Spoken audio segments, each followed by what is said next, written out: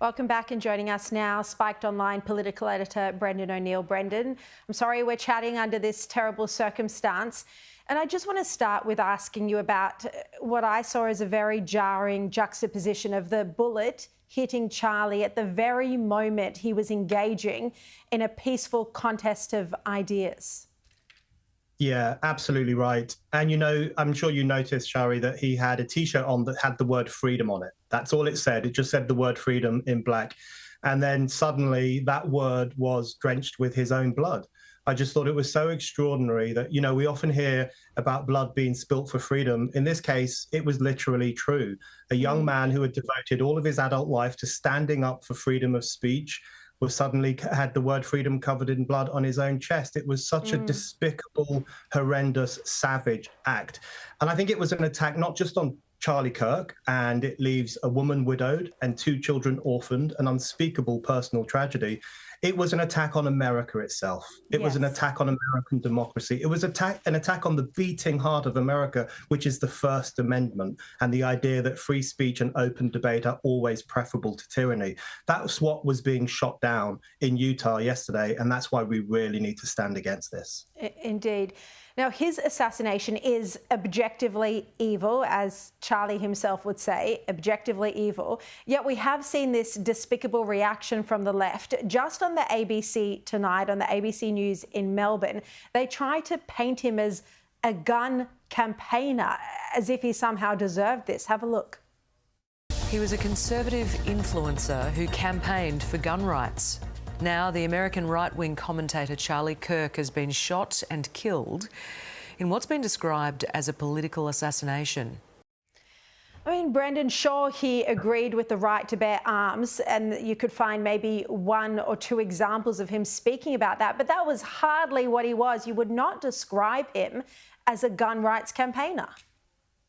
No, absolutely not. I mean, his main issue was open debate. He would go around campuses and he would have a sign up saying, "Prove me wrong," inviting people to air their opinions and to challenge his opinions. This was a man who primarily was standing up for the great American, the great Western tradition of free discussion. The idea that he was a gun campaigner is complete nonsense. But, Sharri, I'm increasingly thinking that wokeness is just a death cult, because, there are people on the left who made excuses for the murder of Jews on 7th of October. They celebrated Luigi Mangioni's killing of a CEO. They say death to TERFs, death to gender critical feminists. And now there are some people even making excuses for the assassination of Charlie Kirk.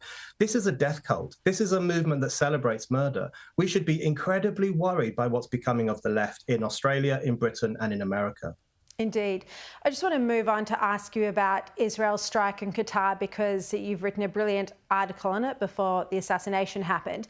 Now, we saw the Albanese government utter not a single word about the Jerusalem terror attacks, but very quick to come out of the blocks to condemn Israel for striking terrorists, for daring to strike terrorists in Qatar. And we had a similar reaction from world leaders. What do you think? It's horrific. If people care more for the lives of Hamas terrorists, mass murderers, than they do for everyday Jews going about their business in Jerusalem, then they have a severe problem. There is so much nonsense being talked about Israel's strike on Qatar. Let's be honest about this. Qatar has given safe haven to the masterminds of the worst mass murder of Jews since the Holocaust. It has given a safe haven, a luxuriant haven, a 5-star haven to people who plotted the murder of Jews and who want to murder more Jews. Israel had absolutely every right to strike at Doha. This is not a war crime. It's an act of war by Israel against a movement that declared war on Israel. And I think it was perfectly legitimate to strike in the way that it did. I completely agree with you. The moment October 7 happened and Qatar continued to harbour the Hamas billionaires, it became a legitimate target, not Qatar, but the Hamas terrorists that were getting safe haven in Qatar, a legitimate target from that point on. Brendan, really appreciate your clarity as always. Thank you so much. Thank you.